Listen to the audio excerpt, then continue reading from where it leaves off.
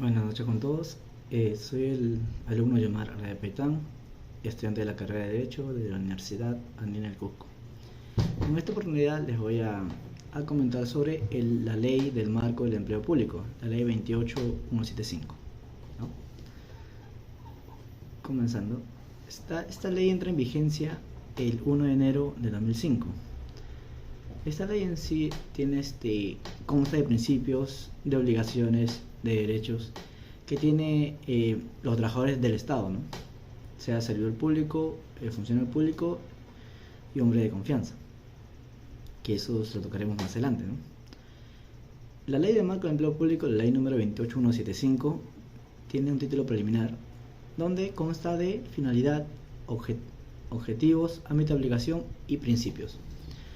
La finalidad de esta ley es establecer alineamientos generales para promover, consolidar y mantener una administración pública moderna, ¿no?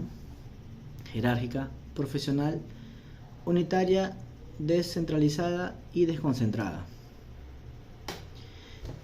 También nos habla de objetivos. ¿Cuáles son los objetivos de esta ley? La LEMEP.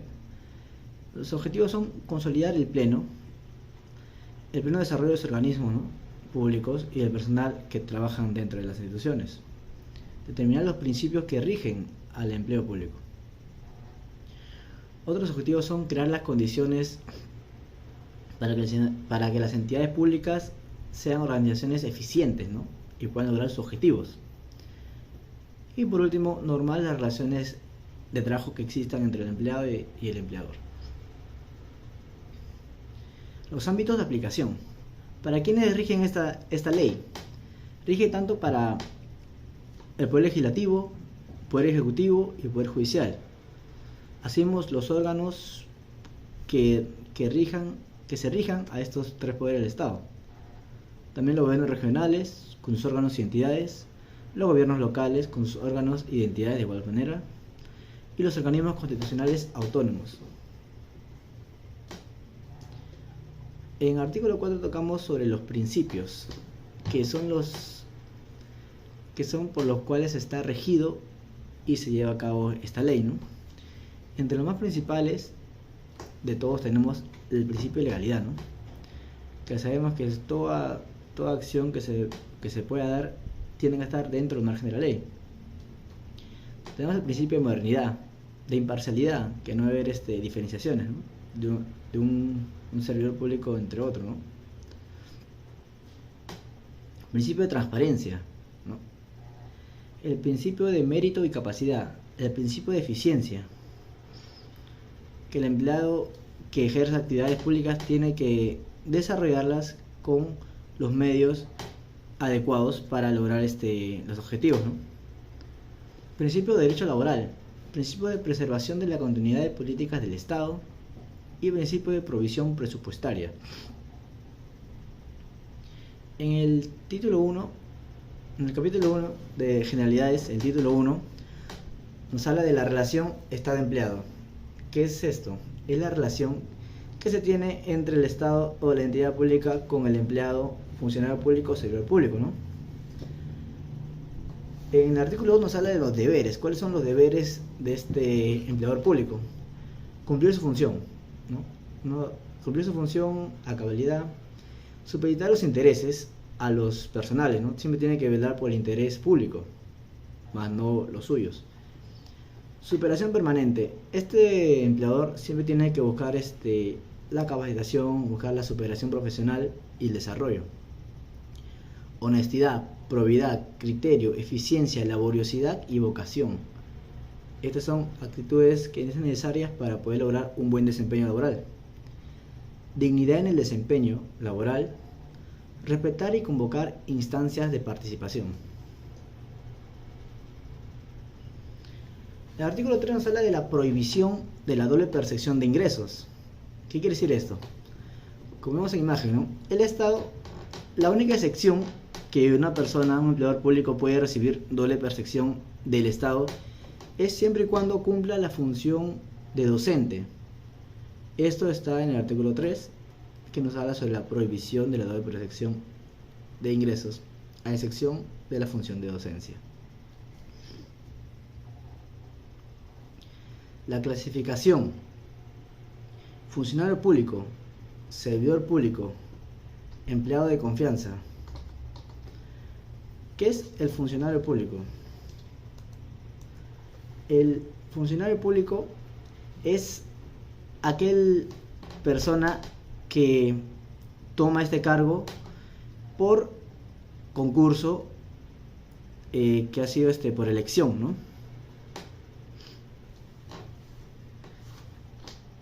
Como dice, ¿no? Tiene que ser de elección popular directa y universal, haber sido nombrado, ¿no? Y también tenemos el servidor público, que estas son personas que desarrollan actividades referente a su especialidad, empleadas en la entidad pública. Y el empleado de confianza es el que desempeña cargo de confianza técnico o político, muy distinto al funcionario público y al del servidor público.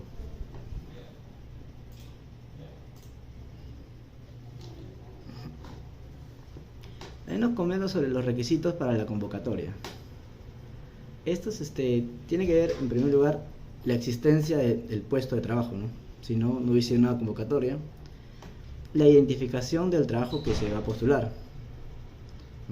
La descripción de qué se trata el trabajo a postular. El establecimiento de criterios. ¿Qué es lo que se necesita? ¿Cuáles son los requerimientos para ocupar dicho cargo? Y la remuneración, de cuánto va a ser la paga, ¿no? Los requisitos para que alguien pueda postular a estos cargos es contar hábiles tus derechos civiles y laborales, ¿no? Que lo tengas en ejercicio, en función. No poseer antecedentes penales ni policiales. Reunir los atributos, reunir los requisitos para el cargo o el perfil que se quiere llegar a postular. Y tener la voluntad de querer hacerlo, ya que nadie está obligado a hacer lo que la ley no manda. Y este es un requisito para la postulación, tienes que querer postular. Continuando con la posición, tocaremos la gestión en el empleo, ¿no?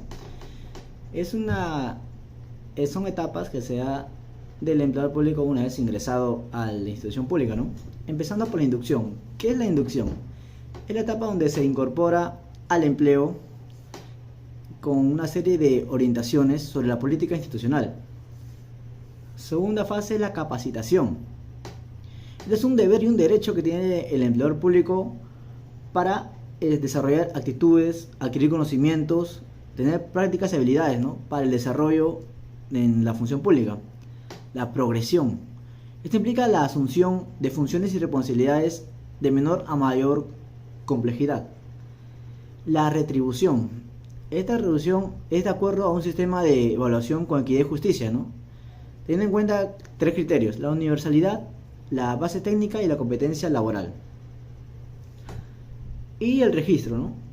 Toda entidad del Estado siempre debe de registrar los trabajadores que tengan a su cargo. También nos habla sobre los derechos y obligaciones que tiene el empleador público. Uno de sus derechos es la igualdad de oportunidades que tienen estos para poder, en estos casos, postular, adquirir capacitaciones, ascensos, ¿no? La remuneración. Obviamente todo trabajo siempre tiene que ser remunerado. El descanso, ¿no? Tienen descansos vacacionales por 30 días. Permisos y licencias que sean debidamente justificadas. Los reclamos administrativos, seguridad social y capacitación, que tocamos hace un momento, ¿no? Así como tienes derechos, también tienen obligaciones. Estas son: el cumplimiento del deber. Debe cumplir fielmente el deber que se le haya asignado, ¿no? Cumplir el cargo, ejercerlo. La exclusividad va de la mano con el primero, que tiene que rendir exclusivamente, dedicarse al trabajo dentro del horario laboral, no puede realizar otras actividades que no sean del cargo. Salvaguardar intereses. Esto tiene que ver primero los intereses públicos a los intereses particulares que pueda tener el empleador público. La contraprestación del Estado, ¿no? La reserva laboral. ¿Qué quiere decir esto? Es que el empleador público tiene que guardar recelo con aquellos conocimientos que pueda adquirir de la administración pública que sean en cierto modo confidencial o reservados, estando en el trabajo y aún cuando haya cesado de este, ¿no? Cuando haya dejado de trabajar para el Estado. Tiene que rendir declaraciones juradas y tiene que informar delitos e inmoralidades que ocurran en su trabajo, ¿no?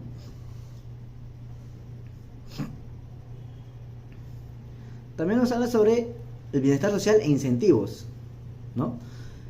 En estos tienes programas de bienestar social a través de sus entidades. Deberá diseñar y establecer políticas para implementar de modo progresivo programas de bienestar social e incentivos dirigidos a los empleados y a las familias, ¿no? Nos habla sobre el régimen disciplinario. Acá tocamos las responsabilidades que deben tener sobre sus acciones los empleadores públicos, ¿no? De acuerdo al incumplimiento. La inhabilitación y rehabilitación. Esto se determinará bajo las normas de desarrollo mediante la presente ley, ¿no? El procedimiento disciplinario. El empleador público que incurra en una falta administrativa grave será sometido a un procedimiento administrativo disciplinario, ¿no? Ahora, el término de relación de empleo del empleo público. ¿En qué casos se determina, no? Esto cesa cuando ocurre el fallecimiento, a voluntad propia, la renuncia, por un mutuo disenso, la destitución, invalidez permanente que no permita el libre desarrollo de la función, la jubilación cuando son mayores de edad ya, de 65 años y deciden jubilarse, ¿no? Por ley, y el cese. Estos empleadores públicos también tienen un rector, ¿no? El ente rector del empleo público. Eso está dirigido por el Consejo Superior del Empleo Público, conocido como el COSEP, que quien lo preside es el presidente COSEP, ¿no? Del COSEP. ¿Qué tienen este ente, ¿no? La creación. Se crea el Consejo Superior del Empleo Público como organismo público descentralizado adscrito al Consejo de Ministros. Las funciones, ¿no?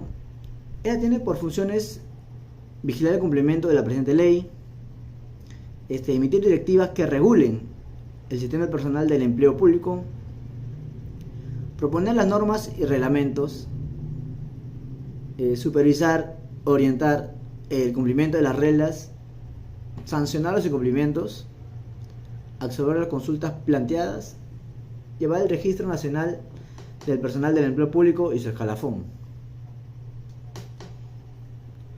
Así también cuenta con una dirección y administración. Esta dirección y administración estará a cargo de la Junta de Consejeros, integrada por 5 miembros, que ocuparán el cargo por 4 años. Los requisitos para postular a este cargo, para ser consejero, es tener un título académico universitario, ¿no? No menor de 5 años en el ejercicio de la carrera que se haya egresado, que sea de orientación a la administración pública, y poseer estudios de especialización vinculados a la administración pública.